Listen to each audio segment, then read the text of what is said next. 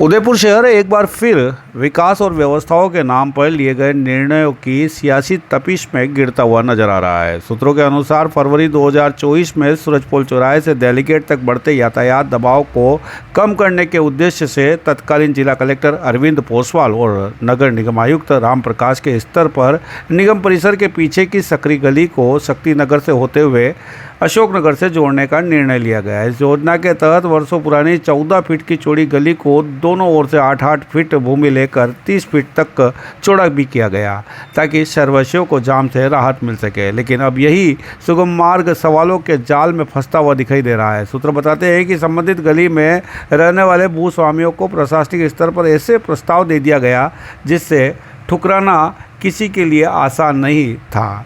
दावा किया गया कि जितनी ज़मीन और निर्माण हटाया जाएगा उसके बदले नगर निगम परिसर के पीछे दुगनी ज़मीन आवंटित की जाएगी। साथ ही निर्णय लागत का भी दुगना भुगतान किया जाएगा। यही वह सूखे मेवों के लड्डू वाला सपना था जिसके चलते कई परिवारों ने बिना देर किए अपने मकान तक तुड़वा दिए। कटाक्ष यही है कि सिस्टम में बैठे जिम्मेदारों ने शहर हित का एक ऐसा खाका खींचा जिससे जनता से ज़मीन लेकर बदले में ज़मीन परिसर को ही संभावित व्यावसायिक केंद्र बनाने का रास्ता खोल दिया गया। सूत्रों के माने हैं तो जिस भूमि पर कभी निगम कर्मचारियों के आवास हुआ करते थे वही अब व्यावसायिक गतिविधियों की अनुमति देने की चर्चा में पूरे मामले को और विवादित बना दिया है। सवाल उठ रहा है कि क्या यह शहर की ट्रैफिक समस्या का समाधान है या फिर आने वाले निगम चुनावों से पहले कुछ लोगों को राजनीतिक लाभ पहुंचाने की सुनियोजित बिसात।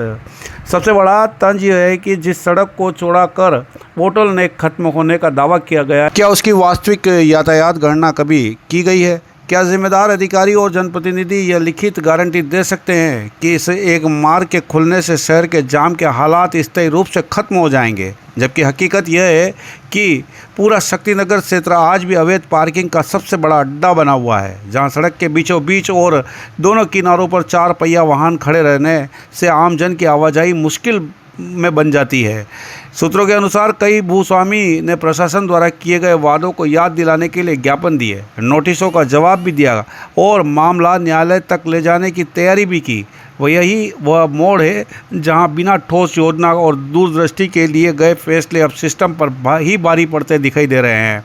उदयपुर शहर जनता का है, लेकिन अक्सर जिम्मेदार कुर्सियों पर बैठे लोग फैसले तो ले लेते हैं जबकि उनके गलत निर्णयों का दंश पीढ़ियों तक शहरवासियों को झेलना पड़ता है। अब बड़ा सवाल यही कि क्या यह फैसला वास्तव में शहर हित में था या विकास के नाम पर जनता की भावनाओं और ज़मीन और दोनों का इस्तेमाल कर एक नया व्यावसायिक समीकरण तैयार किया गया है? उदयपुर की जनता जवाब चाहती है, क्योंकि शहर की सड़कों से लेकर दशहरा दीपावली मेला तक हर निर्णय का असर अंततः उसी आमजन पर पड़ता है जिसका जीवन इस शहर से जन्म और मृत्यु का रिश्ता रखता है।